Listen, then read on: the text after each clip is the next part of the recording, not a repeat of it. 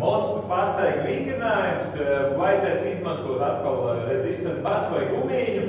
Gumiju uzliksim nedaudz zem celīšiem, kas izskatās šādi te. Uzliekam gumiju, sagatavojamies. Tā. Kas ir svarīgi šajā vingrinājumā? Atslēgt visas pārējās locītavas, kā varbūt izklausās jocīgi, bet kur šeit ir lielākā slodze vai svarīgākais moments, kad mēs strādājam vai liekam tos monstru solīšus priekšu tikai ar kājas apakšējo daļu un pēdām. Varam pat slīdināt, ja sākumā nevaram pacelt kāju. Jo kur ir nelielā kļūdiņa, ka daudz daram, paplašam, protams, kājas apmēram plecu platumā, ka mēs sākam šūpoties arī šeit gluži locītavā un celīšos. Okay?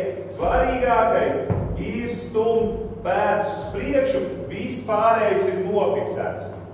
Tātad aizējam ar šādiem solīšiem līdz konusam un atpakaļ gaitā atpakaļ. Ja? Tāpat kā uz priekšu, tikuši līdz konusam, atpakaļ arī cenšamies, cik mums spēka, lai tikai kājas apakšējā daļa kustētos. Protams, pilnībā mēs to visu tās pārējās locītavas nenobloķēsim, ir īpaši, kad paliks grūtāk, bet cenšamies cik vien spēka uzlikt uz to fokusu, lai vienkārši nesākam paši sevi šmaukt un šis vingrinājums strādātu cik vien labi var.